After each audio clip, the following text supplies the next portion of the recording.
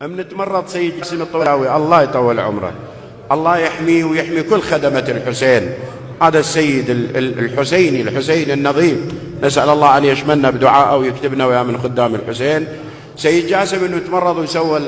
العملية عند سعد الوتري، وعملية كانت خطرة جدا ترى، بس وقفوا له أهل البيت لأن خادم صحيح مو مثلنا، يعني هذا خادم من نعومة أظفاره وهي الحسين. وسيد جاسم يمشي بالشارع يقعد بالبيت، ترى أنا طاب له هواي البيت ترى بس اسمه ينعى على حسين، صدقني ينعى حتى بفراشه، من يتمدد آخر شيء يغفى ينعى.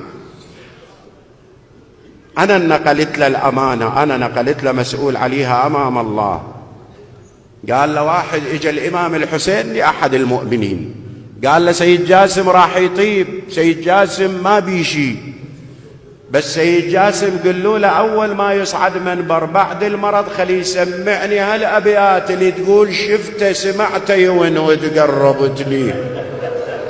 تقول سمعته يون وتقربت لي، سمعته يون وتقربت لي، ولقيت الولمت والسديد، ولقيت 1900 جرح بي، ما هو جرح واحد وداوي، أشدن يا جرح يا جرح خله، أشدن يا جرح يا جرح خليه، يقل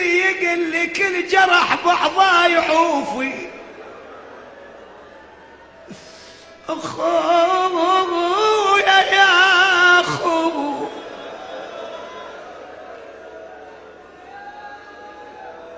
يا أخويا كل جرح بعضا يعوفي، بس جرحي بقلبي عينك